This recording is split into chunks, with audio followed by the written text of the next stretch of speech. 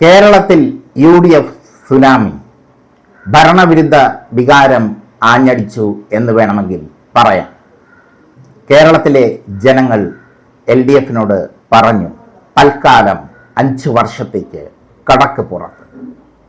പിണറായി വിജയനടക്കം പിന്നിൽ ഈ വീഡിയോ വിടുമ്പോൾ കടക്ക് പുറത്ത് കേരളത്തിലെ ജനങ്ങൾ പറഞ്ഞിരിക്കുന്നു. ഈ വാർത്ത പുറത്തുവിടുമ്പോൾ 101 സീറ്റിൽ UDF ലീഡ് ചെയ്യുന്നു. തിരുവനന്തപുരം മാത്രമാണ് LDFിന് ആശ്വാസം നൽകിയ ജില്ല.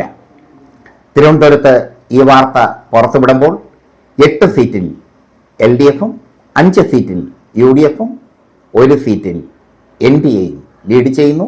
നേമത്ത് പൊളിറ്റിക്സ് കേരള പറഞ്ഞതുപോലെ രാജീവ് ചന്ദ്രശേഖർ 2958 വോട്ടിൻ്റെ വ്യക്തമായ ലീഡ് അവസാന റൗണ്ടിൽ നേടിക്കഴിഞ്ഞു. ശിവൻകുട്ടിക്ക് കപ്പിനും ചുണ്ടിനുമിടയ്ക്ക് പരാജയം. LDFിൻ്റെ തകർച്ച ആരംഭിച്ചിരിക്കുന്നു. LDFിൻ്റെ തകർച്ച പൂർണ്ണമായിരിക്കുന്നു. ഇനി ഒന്നേന്ന് തുടങ്ങണം LDFിന്. പുതുതലമുറ കൈമാറ്റം ഇനി LDFിൽ വേണം.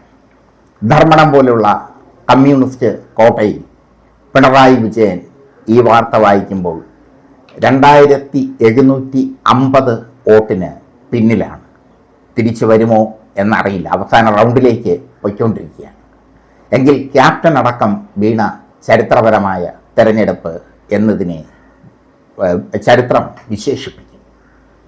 പുതുതലമുറ സമരോത്സുകമായ പാതയിലൂടെ നീങ്ങി ജനകീയ വിഷയങ്ങളിൽ ഇടപെട്ട് അഹങ്കാരം മാറ്റിവെച്ച് പ്രവർത്തിച്ചാൽ 5 വർഷത്തിന് ശേഷം LDFിന് തിരിച്ചു വരാം. പ്രവചനങ്ങൾക്ക് അപ്പുറമായിരുന്നു UDFിൻ്റെ വിജയത്തിളക്കം. പേരാമ്പ്രയിൽ LDF കൺവീനർ TP രാമകൃഷ്ണൻ പരാജയത്തിൻ്റെ ബാക്കി. മന്ത്രിമാരെല്ലാം കൂട്ടത്തോടെ തോറ്റു. ചടയമംഗലത്ത് J. ചിഞ്ചുറാണി പിന്നിൽ, P. പ്രസാദ് പിന്നിൽ. ചുരുക്കത്തിൽ ശക്തമായ തിരിച്ചടി. മന്ത്രിമാരുടെ പ്രകടനങ്ങൾക്കും MLAമാരുടെ പ്രകടനങ്ങൾക്കും ജനം മാർക്കിട്ടു. ജനം മാർക്കിട്ടത് വളരെ ക്രൂരമായ ഒരു മാർക്കായിപ്പോയി. ജനം പിണറായി വിജയൻ എന്ന മുഖ്യമന്ത്രിയോട് കടക്ക് പുറത്ത് എന്ന് പറഞ്ഞിരിക്കുകയാണ്. തൽക്കാലത്തേക്ക് മാത്രം. 5 വർഷം കഴിഞ്ഞാൽ സമരോത്സുകമായ പാതകൾ സ്വീകരിച്ച് പുതിയ നവീകരണങ്ങൾ, കാലത്തിനനുസൃതമായ നവീകരണങ്ങളോടെ LDFിന് തിരിച്ചു വരാൻ ആകും. LDFിൽ പ്രതീക്ഷ അർപ്പിക്കുന്ന ഒരു ജനതതി ഇവിടെയുണ്ട്. ആ ജനതതി ഇപ്പോഴും ഇടതുപക്ഷം വരണമെന്ന് ആഗ്രഹിക്കുന്നു. ന്യൂനപക്ഷ വോട്ടുകൾ UDFിലേക്ക് ഏകീകരിച്ചു. ഹൈന്ദവ വോട്ടുകളും LDFിന് വേണ്ടതുപോലെ കിട്ടിയില്ല. തിരുവനന്തപുരത്ത് മാത്രമാണ് LDFിന് പിടിച്ചു നിൽക്കാൻ ആയത്.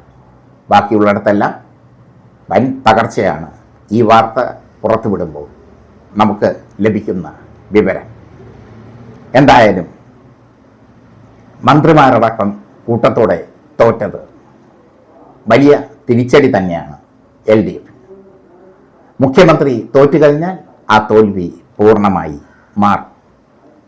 ഇന്ദിരാഭവനിൽ ആഘോഷം തുടങ്ങിക്കഴിഞ്ഞു. കോൺഗ്രസിന് ഇനി 5 വർഷം ഭരിക്കാം. നന്നായി ഭരിച്ചാൽ അവർക്ക് നല്ലത്. തുടർഭരണം വീണ്ടും അവർക്ക് പ്രതീക്ഷിക്കാം. ധർമ്മടത്ത് 5ാം റൗണ്ടിലും പിണറായി വിജയൻ പിന്നിലാണ്. അതാണ് ഏറ്റവും വലിയ തിരിച്ചടി. P. ജയരാജനെ പോലെയുള്ള ഒരു നേതാവിനെ ഒതുക്കിയത് CPMന് വലിയ തിരിച്ചടിയായി മാറി കണ്ണൂരിൽ. P. ജയരാജനെ പോലെ കാലിബറുള്ള നേതാവിനെ ഒതുക്കിക്കൊണ്ട് CPMൻ്റെ പുതിയ തലമുറ വന്നപ്പോൾ അത് കണ്ണൂരിന് സ്വീകരിക്കാനാവാത്ത ഒരു ആശയ സംഹിതയായി മാറി. അങ്ങനെ പലയിടത്തും പല നേതാക്കളെയും ഒതുക്കിയത്. പ്രത്യേകിച്ചും P. ജയരാജനെ പോലെ പാർട്ടി സംസ്ഥാന സെക്രട്ടറിയാകാൻ സർവ്വതായോഗ്യനായ പി ജയരാജനെ പോലെയുള്ള നേതാക്കളെയൊക്കെ ഒതുക്കിക്കൊണ്ട് ഭരണം മുന്നോട്ട് കൊണ്ടുപോയപ്പോൾ കാലത്തിനനുസൃതമായി പാർട്ടിക്ക് മാറാൻ കഴിഞ്ഞില്ല. 101 സീറ്റിൽ ഈ വാർത്ത വായിക്കുമ്പോൾ UDF ലീഡ് ചെയ്യുന്നു. ധർമ്മടത്ത് 5ാം റൗണ്ടിലും പിണറായി വിജയൻ പിന്നിലാണ്. മന്ത്രിമാർ കൂട്ടത്തോടെ തോറ്റിരിക്കുന്നു. ജനം പറഞ്ഞിരിക്കുന്നു, തൽക്കാലം കടക്കുപുറത്ത്.